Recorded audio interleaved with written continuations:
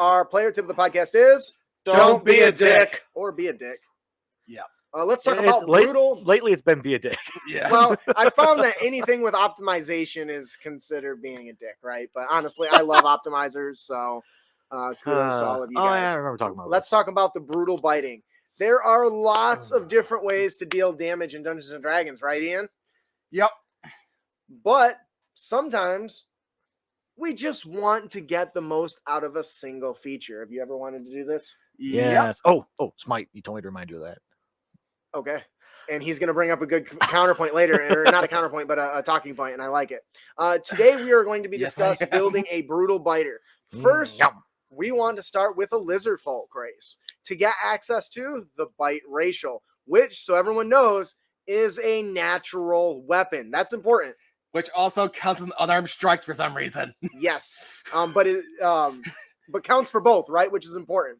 Anyways, this is 1d6 plus your strength modifier, piercing damage. Next, we want to delve into the fighter champion to give our bite an increased critical hit range, right? So now we're looking really good. We got a savage bite. Then we want to multi-class into monk all the rest of the way to get flurry of blows, right? An extra attack and all that jazz. Because it's a unarmed strike. Yep. This will allow us to tear into our foes and ravage them like a hyena ravenously tearing into a dead carcass. Then we want to pick up the Piercer feat. This will allow us to re-roll one damage die a turn. This will help us increase the average damage of our bite attack. Now, enjoy watching the reaction on the adventuring party members' faces as you put the savagery of a barbarian's rage to shame with your brutal throat bites, arm ripping off, ripping their flesh out of their hearts out of their chest with your maw. I mean, it just is brutal. All right, Ian, let's hear it. A Faerun buzzsaw. Yeah. Okay. Because it's a natural weapon, you can also use a Paladin's Smite. You can get holy teeth if you want, and I love it. But despite the fact it doesn't cause an unarmed strike, despite the fact that was the case of numerous times, you can't use Smite for unarmed strike. I'm so salty about that. Here, let me get some of that off your shoulder. This obviously was totally designed. I think I heard Brendan's brain metal on his face. This is totally meant to be very much just a savage creature that fights, not so much one that uses weapons. And I think that this was a really fun build to do that with.